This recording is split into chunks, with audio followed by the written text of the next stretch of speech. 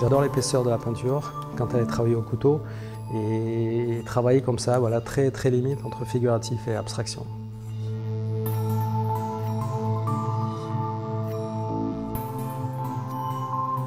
Avant d'être peintre, je dis tout le temps que j'avais un vrai métier, j'étais designer, donc je travaillais pour des sociétés qui développaient des licences. Et j'étais dans le concept d'objets, de briquets, de petites maroquineries pour des sociétés comme Balmain, Zippo et d'autres. J'avais une formation de beaux-arts, c'est-à-dire j'ai fait l'école des beaux-arts à Bordeaux. J'avais une orientation plus ou moins artistique et le hasard a voulu que je gagne un concours qu'avait fait l'UNICEF il y a quelques années pour développer une marque de maroquinerie pour les enfants. Et j'ai gagné ce concours et c'est comme ça que de fil en aiguille je suis devenu designer, travailler dans l'objet, développement. Mon métier m'a amené à quitter un peu le design pour développer une entreprise avec des salariés, des contraintes, enfin des choses auxquelles j'étais pas vraiment prêt. C'est qu'en fait, voilà, j'étais dans une sorte de stress permanent au quotidien pour développer tous les objets, gérer les salariés, les personnes qui travaillaient avec moi. J'ai eu jusqu'à 3-4 salariés. Et j'ai voulu un jour me remettre à faire quelque chose avec mes mains parce qu'on faisait tout sur informatique en 3D. Donc j'avais ce besoin de toucher des couteaux, des pinceaux, de la peinture. Donc je me suis mis tout bêtement à ma crise existentielle de la quarantaine. Je dis ça y est, je vais m'acheter des chevalets, des tableaux, de la peinture et je vais peindre. Alors l'histoire est vraie, j'ai tout acheté, tout bien comme il faut, comme un vrai peintre amateur, le chevalet, la palette, les couleurs, et puis j'ai dit c'est bon, je me lance. Et je lance et je fais une toile, et c'était mauvais, mais c'était d'une nullité absolue. Et comme je suis assez impulsif, j'ai tout pris, j'ai tout jeté, quoi, en me disant c'est fini, c'est pas pour moi. Et 15 jours après, je me dis c'est pas possible, je vais pas me laisser abattre comme ça, il faut vraiment que je fasse quelque chose avec les pinceaux, avec la peinture. Donc je décide de tout racheter, ce que j'avais jeté bien sûr, j'ai tout racheté et j'ai réattaqué. Et là j'ai fait quelque chose, c'était vraiment, au jour d'aujourd'hui, je le verrais, je trouverais ça plutôt très mauvais. Mais à cette époque-là, donc ça remonte à une quinzaine d'années, j'ai trouvé ça acceptable. Donc j'ai commencé comme ça à travailler le week-end, de temps en temps je faisais une toile. Et j'ai commencé à mettre des toiles chez un copain qui avait un restaurant vers chez moi. Et j'ai eu des touches, des ventes. Donc pendant 3-4 ans, comme ça, j'ai travaillé en dehors de mon travail le samedi, peintre du dimanche. Je sais pas, pour moi, c'est pas péjoratif, il faut bien commencer un jour ou l'autre. Donc peintre du dimanche, quelques toiles. Petit à petit, j'ai senti qu'il y avait une approche, quoi, que les gens n'étaient pas indifférents à mon travail. Et un jour, comme ça, voilà, j'avais 46-47 ans. J'ai pas d'enfant, je me dis voilà, ma maison est payée, j'ai un boulot qui commence à me saturer et que je ne supporte plus, donc pourquoi ne pas voilà, de recommencer sa vie et tout démarrer à zéro. Et même dans ma tête, je me disais que si je gagne que le SMIC en étant peintre, pour moi c'était une façon de me libérer de toutes les contraintes d'avant pour faire en plus ce qui me plaît. Donc l'expérience, ça a démarré comme ça et du jour au lendemain, je ne dis pas que ça a explosé, mais en fait, quand vous quittez quelque chose que vous faites au quart du temps et que vous investissez à 300%, la progression elle est fulgurante. Donc tous les gens qui démarrent le savent qu'on progresse un peu et puis après, c'est pour ça que j'aime bien faire le parallèle avec un sportif qui va s'entraîner tous les jours et vous allez voir, ça va être magique la progression. Le talent, c'est pour moi 10% de ce que il nous faut 10% de talent et le reste c'est que du travail. Et j'ai travaillé énormément et petit à petit les choses sont faites comme ça, à l'exposition, les gens ont découvert mon travail. Et au départ c'est moi qui faisais les démarches auprès des galeries et petit à petit c'est les galeries qui m'appelaient et qui appréciaient mon travail. Donc progressivement comme ça sur une dizaine d'années, ma progression s'est faite. Je la gère pas vraiment, je pense qu'il faut beaucoup travailler, beaucoup montrer son travail et puis attendre voilà, le retour, c'est tout. Donc, c'est ça le début de ma belle histoire de peintre. En fait, je suis d'origine du sud-ouest de la France, de Bergerac. J'ai fait mes études à Bordeaux et après, c'est là que le hasard m'a amené à côté de Genève. Et c'est là, il y a maintenant, j'ai 57 ans, donc ça remonte, j'avais 30 ans, donc ça fait 27 ans que j'ai gagné ce concours à l'UNICEF et que je me suis implanté, le hasard a voulu que je m'implante à côté de Genève. Voilà, de façon pratique, et j'en suis pas reparti aujourd'hui. Aujourd'hui, je suis toujours à côté de Genève. Au départ, je travaillais, j'avais plus essayé le pinceau que le couteau. Et en fait, je disais, enfin, je n'osais pas lire à l'époque. Quand on peint avec les pinceaux, et je me suis vite aperçu qu'en fait, Ce qui me gênait, moi, ce qui me contraignait, c'était de nettoyer les pinceaux à chaque fois. Et je supportais pas ça. Donc, mais je le disais pas aux gens après. Donc j'ai pris le couteau et le couteau, j'ai trouvé quelque chose de magique parce que voilà, on prend le couteau, vous mettez la peinture, vous posez sur la toile, vous grattez, prenez un bout de papier, un sopalin, de papier de ménage et vous nettoyez.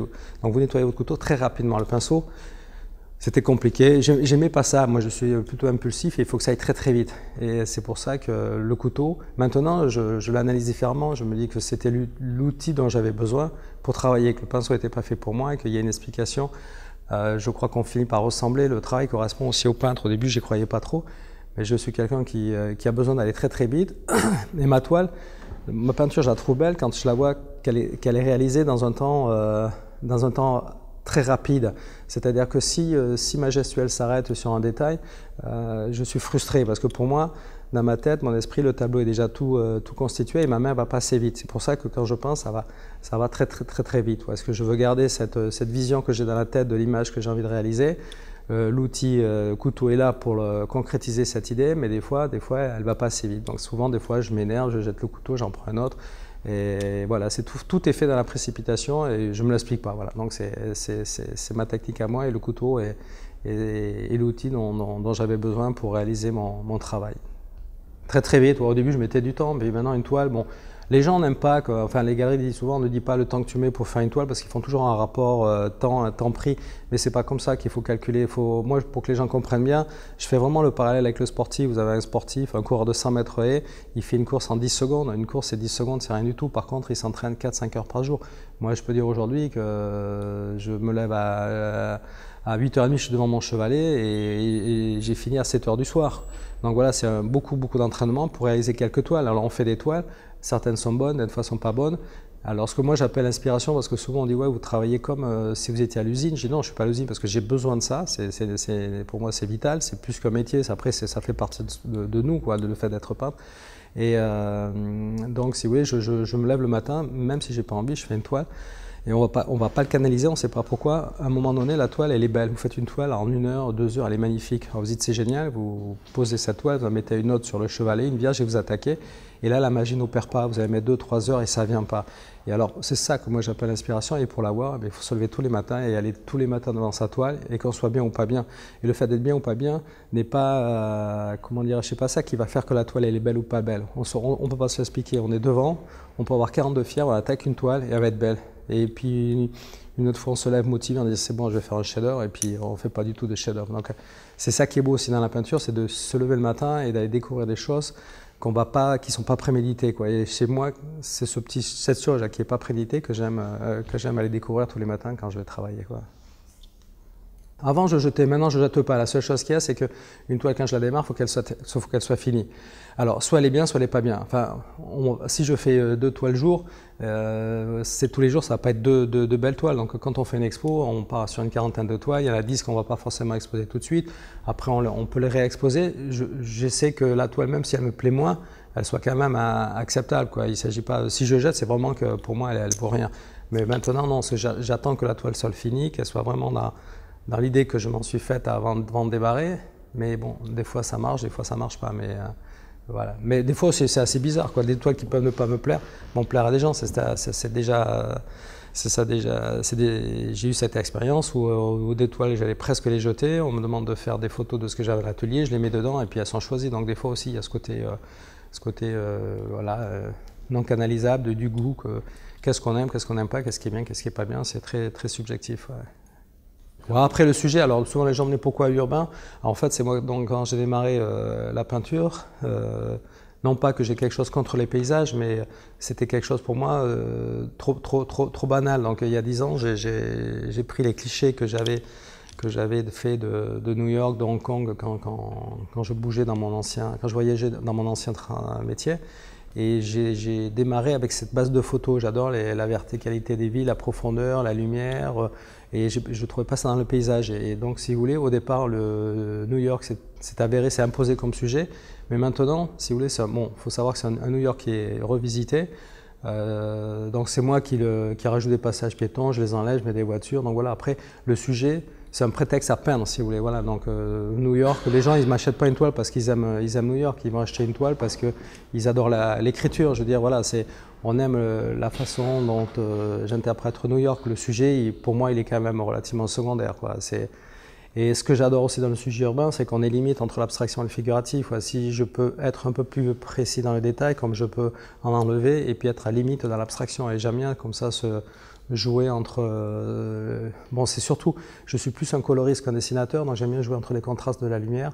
J'adore l'épaisseur de la peinture, quand elle est travaillée au couteau, et travailler comme ça, voilà, très, très limite entre figuratif et abstraction. Et je pense que c'est ça qui fait que les gens aiment mon travail, parce qu'elle va plaire aussi bien à ceux qui sont dans l'abstraction, parce qu'ils n'ont pas à faire une peinture très, très, très définie, et ceux qui sont dans le figuratif, ils se repèrent parce qu'ils voient que c'est une ville, ils voient que c'est des voitures, et ça les rassure aussi. Donc, Alors en fait, souvent les gens disent ouais, c'est de la pluie. En fait, moi c'est plus la nuit, quoi, la lumière. Donc il y a un vernis qui est très très brillant, qui capte beaucoup, beaucoup la lumière, et je trouve que ça s'y prêtait pour le sujet urbain. Donc New York, c'est ça, c'est beaucoup de lumière, ça vit la nuit à Times Square, on est comme en plein jour. Alors je pense que le côté pluie, c'est peut-être cette brillance qui est captée par l'épaisseur de la peinture, qui peut rappeler un peu la pluie, et les reflets que je mets dans les voitures. Mais pour moi, c'est pas forcément la pluie, quoi. C'est la nuit, quoi. C'est surtout la nuit et la lumière.